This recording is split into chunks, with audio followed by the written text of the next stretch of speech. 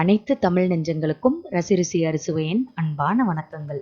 இன்னைக்கான உங்களுடைய motivational line என்னன்னா, குழந்தைகள் நடைப்பழகும் வரை கை கொடுங்கள், நடக்கத் தொடங்கிய பின் நம்பிக்கை கொடுங்கள். இன்னைக்கு நம்ம சேனல்ல பார்க்க போற ரெசிபி ரவை கோதுமை குழிப்பணியாரம். அரை மணி நேரம் இருந்தால் போதும், அருமையான பிரேக்ஃபாஸ்ட் ரெடி ஆயிரும். இல்லை அப்படின்னா ஸ்நாக்ஸாக கூட நீங்கள் எடுத்துக்கலாம். குழிப்பணியாரத்துக்கு தேங்காய் சட்னி சூப்பராக இருக்குங்க. நீங்கள் ஒரு தடவை இந்த பணியாரம் செஞ்சிட்டிங்கனாலே மறுபடியும் செய்வீங்க. ஃபில்டர் காஃபி எப்படி பண்ணுறது அப்படின்றதையும் நான் அடுத்தடுத்து வர்ற வீடியோவில் உங்களுக்கு சொல்லிக் கொடுக்குறேன். வாங்க குழிப்பணியாரம் எப்படி செய்யலான்றதை பார்க்கலாம். ஒரு பவுல் எடுத்துக்கோங்க. அதில் 1 கப் போல் ரவை சேர்த்துக்கிறேன். கூடவே 1 கப் கோதுமை மாவு, பேக்கிங் சோடா, சமையல் சோடா 1/4 டீஸ்பூன் சேர்த்துருக்கேன். பிஞ்ச் ஆஃப் ஏலக்காய் தூள் சேர்த்துக்கோங்க. உப்பு தேவையான அளவு, 1 கப் போல துருவன தேங்காய் சேர்த்துக்கிறேன்.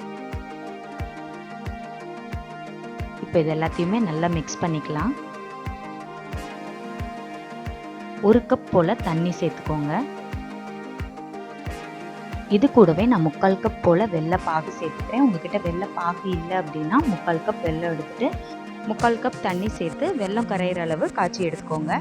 கரைஞ்சோன்னே அதை ஃபில்டர் பண்ணிட்டு நல்லா ஆற வச்சுட்டு இதோட சேர்த்துக்கோங்க. இப்போ இதை நல்லா கலந்துடலாம். வெல்லத்துக்கு பதிலாக நாட்டு சக்கரை, கருப்பட்டி அப்படின்னு உங்கள் விருப்பம் போல் எது வேணாலும் சேர்த்துக்கோங்க இனிப்புக்காக. இப்போ நல்லா பேட்டர் கரெக்டாக ரெடி ஆயிடுச்சு. இது ஒரு அரை மணி நேரம் அப்படியே இருக்கட்டுங்க. ஃப்ரிட்ஜில் வைக்க தேவையில்லை, வெளியவே வச்சிடலாம். மினிமம் ஒரு 20 மினிட்ஸாவது ஊறணுங்க.